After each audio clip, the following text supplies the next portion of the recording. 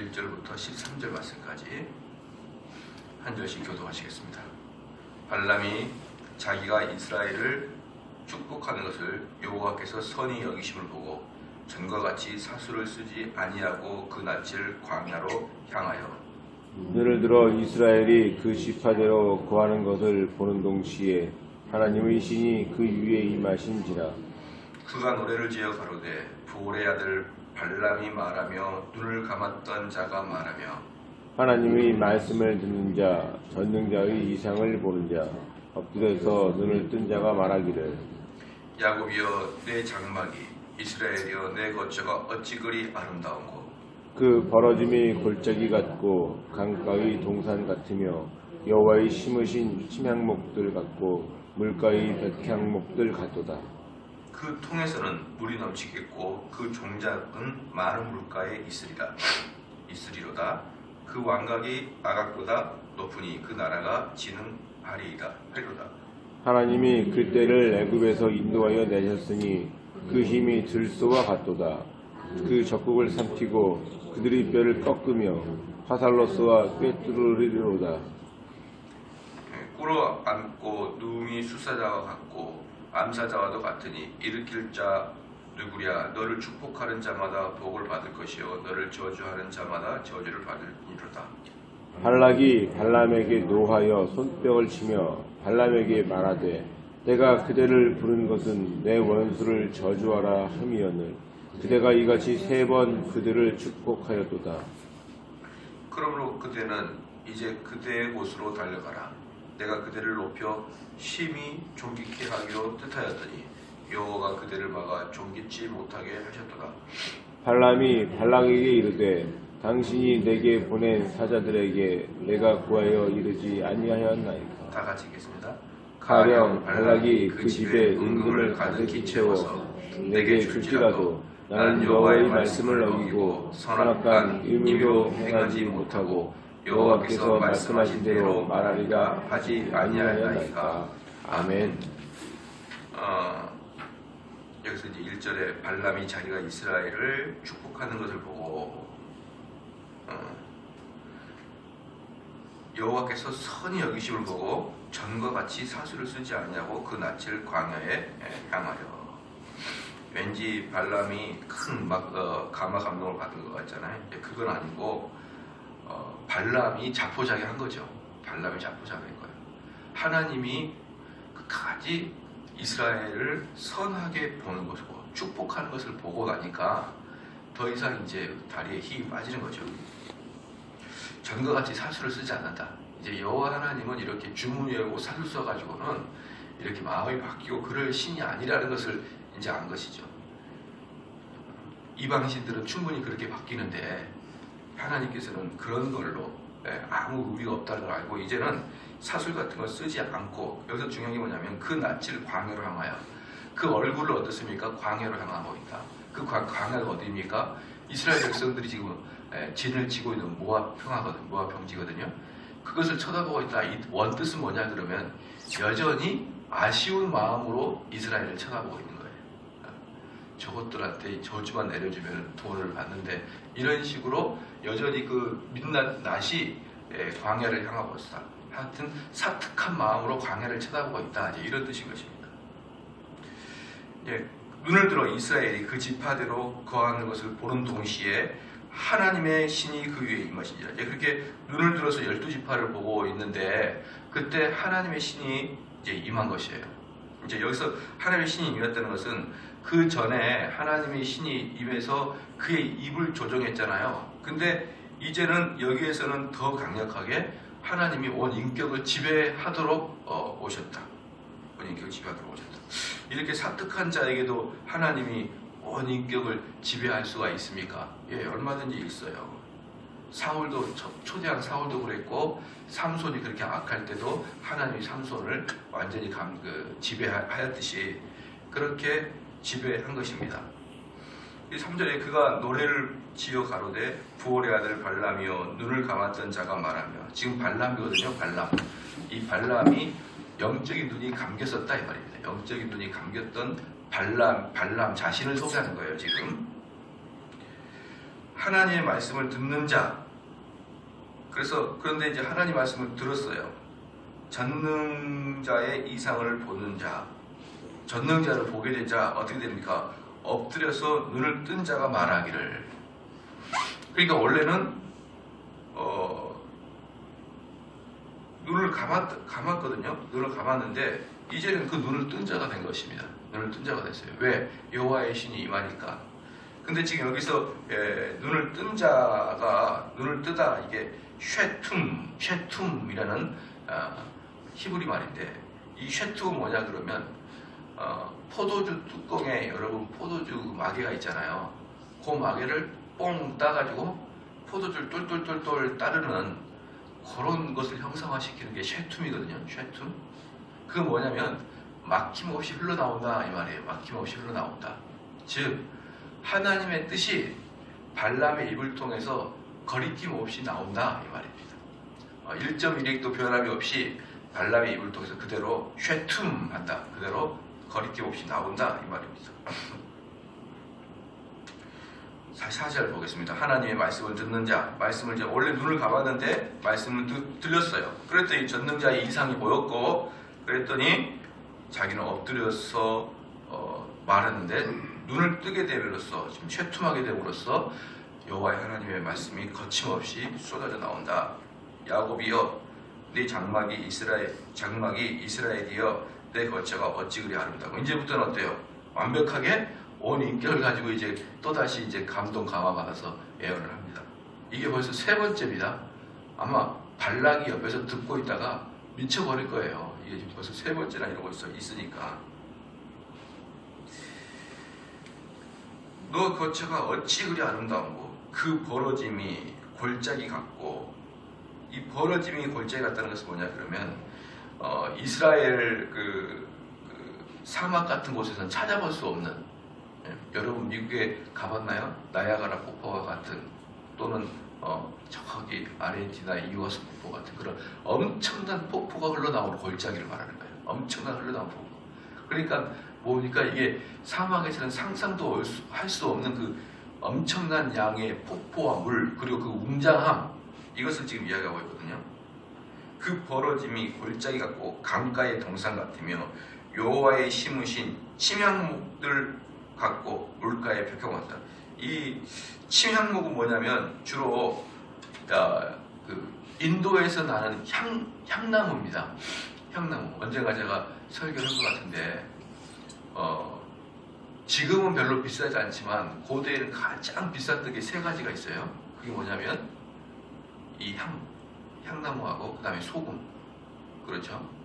그 다음에 차. 이 세 가지가 지금은 별로 안 비싸지만 엄청나게 황금처럼 비쌌던 겁니다. 황금처럼. 그래서 고대는 이것을 차지하려고 엄청나게 전쟁을 했었습니다. 그리고 영국이 인도를 점령하면서는 어떻습니까? 이런 향나무나 향신료나 그다음에 이런 것들을 아주 무단으로 갖고 왔던 게 일본이 인도를 점령할 때, 영국이 인도를 점령할 때 그런 것들을 갖고 오거든요. 엄청난 거예요. 엄청난. 비단도 비쌌어요. 비단도 비쌌는데 비단보다 더 비쌌던 게 이런 이런 거였습니다. 그러니까 거기 어때요? 이스라엘 지역에 그 이과수 폭포나 나야가라 폭포 같이 그렇게 엄청난 물이 떨어지고 그 골짜기는 쭉쭉 뻗어 있고 거기다가 엄청난 비싼 향나무들이 그게 있고, 그 다음에 물가에 백향목가 돋아. 이 백향목은 이스라엘의 웅장함의 상징이에요. 왜냐하면 쭉쭉 나무가 뻗어 있거든요. 큰 나무로 쭉쭉 뻗어 있어요. 옆으로 삐뚤삐뚤 없이 그냥 일자로 쭉쭉 뻗어 있는 백향목은 뭡니까? 장엄함의 상징이거든요. 장엄함의 상징. 그러니까 지금 이 발람이 예언한 게 뭡니까? 어마어마하다는 거예요. 한마디로 어마어마하다. 도대체가 감당할 수가 없는 어마어마하다. 7절에 그 통에서는 물이 넘치겠고, 여기 보십시오. 이들에게는 축복이 뭡니까? 이스라엘 축복은 물 넘치고 포도주를 마시고 감람기로 머리에 기름을 바르고, 이게 이스라엘의 축복이잖아요. 엄청나다는 거죠. 그런데 그게 그 통에서는 물이 넘치겠고 그 종자는 많은 물가에 이르러다. 그 왕이 아각보다 높으니 그 나라가 진흥하리로다. 여기서 이제 그 발람이 예언하는 게 참 재밌는 게 뭐냐면 이 사무엘, 여기 그대로 놔두고 사무엘상 한번 펴보겠습니다. 사무엘상.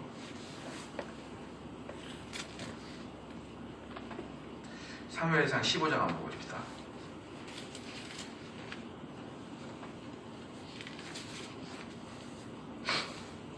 사무엘상 15장 8절 와서 같이 한번 읽겠습니다. 시작. 아말렉 사람의 왕 아각을 사로잡고 칼날로 그 모든 백성을 진멸하였으되. 이 사무엘상 15장 8절에서 지금 발람의 예언이 성취가 되는 거예요. 이게 얼마나 재미있는 일입니까? 이런 이 예언 자체를 발람이라는 그런 이방 사제를 통해서 예언을 하는 것입니다. 그리고 이제 여기서 이제 아말렉의 왕이 이제 아각인데, 이 아각이라는 것은 사람 이름을 이야기하는 게 아니고 애굽의 왕들을 주로 바로라고 불렀죠. 그러니까 애굽의 왕은 바로라고 불러요. 파라오라고 부르잖아요. 그 다음에 블레셋의 왕을 아비멜렉이라고 불러요. 그것처럼 아말렉의 왕을 아각이라 이렇게 부르고 있는 것입니다. 어쨌든 7절 말씀에 그 통에서 물이 넘치고 그 종자는 많은 물가에 있으리로다. 그 왕이 아각보다 높으니, 이 아각보다 높다라는 말은 그때 그 지역에서 아각이 제일 잔인한 민족이었거든요. 제일 잔인한 민족. 그래서 하나님께서는 이 아각을 완전히 멸절을 시켰습니다. 아주 잔인한 그 민족인데 걔네보다 더 강하다. 아각보다 높으니 그 나라가 진흥하리로다. 하나님이 그를 애굽에서 인도해야 되지. 이게 꼭 나오죠. 애굽에서 인도해야 됐다는 말이 꼭 나와요. 그게 얼마나 큰 사건인지. 애굽에서 인도하여 내셨으니 그 힘이 들소 같도다. 그 적국을 삼키고 그들의 뼈를 꺾으며 화살로 쏘아 꿰뚫리로다. 지난번에 들소에 대해서 설명을 했습니다. 뭐 막아낼 방법이 없다. 막아낼 방법이 없는데 그냥 하느냐? 뼈를 꺾어버리고 화를 쏘듯이 달려오는데 방법이 없다. 9절에 꿇어앉고 누움이 숫사자와 같고 암사자와도 같으니 일으킬 자가 누구랴? 너를 축복하는 자마다 복을 받을 것이요 너를 저주하는 자마다 저주를 받을지로다. 이게 지금 하나님이 아브라함에게 했던 축복이거든요. 이걸 그대로 하면서 뭐라 하냐면 아마 이 발락이 이 소리 듣고 깜짝 놀랐을 거예요. 너를 뭐라고 하니까 너를 뭐하는 자마다 축복하는 자마다 복을 받을 것이요 너를 저주하는 자마다 저주를 받을지로다 이렇게 했잖아요. 근데 지금 발락은 발람에게 뭘 요구하고 있나요? 저주를 해달라고 요구하고 있잖아요. 그러니까 자기를 고용한 발락에게 뭐라고 표현하냐면 그를 저주하는 자는 너가 저주를 받을 것이야 이렇게 이야기하니까 발락이 어때요? 이제는 더 이상 참을 수가 없는 겁니다. 더 이상 참을 수가 없는 거예요. 아니 그러면 내가 그러면은 지금 저주를 받는단 말이냐? 그러니까 10절 말씀에 발락이 발람에게 노하여 손뼉을 치며, 이 손뼉은 지금 뭡니까? 한참 예언하고 있는데 탁탁탁탁 치는 거예요. 탁탁탁 그만하라고. 이게 뭡니까? 분노와 다급함이 표현되어 있는 거예요. 분노와 다급함이. 그만 이렇게 이제 하는 것입니다. 발람이 말하되 내가 그대를 부른 것은 내 원수를 저주하라 함이거늘 그대가 이같이 3번 그들을 축복하였도다. 너무나 이제 화가 난 거죠. 발람도. 그러므로 그대는 이제 그대의 곳으로 달려가라. 이게 무슨 말입니까? 니네 집으로 가 이제 이렇게 너 다 가 빨리 이렇게 이제 얘기한 겁니다. 빨리 가. 그러면서 내가 그대를 높여 심히 존귀케 하기로 뜻하였더니 내가 당신을 높이려고 했다. 그랬더니 여호와가 그대를 막아 존귀치 못하게 하였다. 이게 무슨 뜻이냐? 그 잘난 여호와가 니를 막았구나 이 뜻이에요. 빈정거림입니다. 하나님에 대한 빈정거림. 하나님. 그래, 너가 그렇게 예언하는 그 하나님께 가서 존귀케 해달라고 그래 걔한테 이렇게 이야기하는 것입니다. 그러니까 여기서 여러분이 알게 뭐냐면 악한 자들의 특징은 하나님의 말씀을 자기의 죄를 정죄하기 때문에 하나님의 말씀은 꼭 악한 자의 마음을 정죄하거든요. 그렇기 때문에 그 소리를 듣기 싫어하고 그 소리를 말하는 입을 가진 선지자나 설교자를 비난하고 비아냥거리고 그 하나님을 업신여깁니다. 이게 악한 자들은 항상 이렇게 돼요. 항상. 그래, 네 잘났다. 너만 잘났냐? 이러면서 손뼉을 치면서 노하면서 시끄러워 시끄러워 이제 이렇게 하는 이야기인 것입니다. 12절에 발람이 발락에 이르되 당신이 내게 보낸 사자들에게 내가 고하여 이르지 아니하였나이까. 그러니까 이제 발람은 어때요? 내심 아쉽고 내심 너무나 아쉽고 그리고 자기를 채용한 고용인에게 그 고용인에 맞게끔 해줘야 되는데 그렇게 하지 못한 것에 대한 부끄러움과 그런 것들이 교차해서 다시 그렇게 말한 겁니다. 발람이 발락에 이르되 당신이 내게 보낸 사자들에게 내가 고하여 이르지 아니하였나이까. 그러니까 처음부터 어때요? 발람은 다 빠져나갈 구멍을 만들어 놓고 시작했던 겁니다. 처음부터 만만치 않을 거라는 생각을 했기 때문에 내 뜻대로는 못하고 여호와가 말하는 대로 할 거야. 이걸 계속 이야기했었는데 12절 말씀에 정확하게 그 얘기를 하는 것이죠. 13절에 가령 발락이 그 집에 은금을 가득히 채워서 내게 줄지라도 나는 여호와의 말씀을 어기고 선악간 임의로 행하지 못하고 여호와께서 말씀하신 대로 말하리라 하지 아니하였나이까. 지금 여기서 참 재밌는 게 뭐냐면 무슨 발람이 엄청난 그 목숨을 걸고 하는 선지자와 같다는 느낌이 들잖아요. 내 목에 칼이 들어와도 이게 진리가 아니면 말할 수 없고 진리면 말할 수밖에 없습니다 라고 말하는데 이 발람의 체험은 다시 31장 한번 볼까요? 31장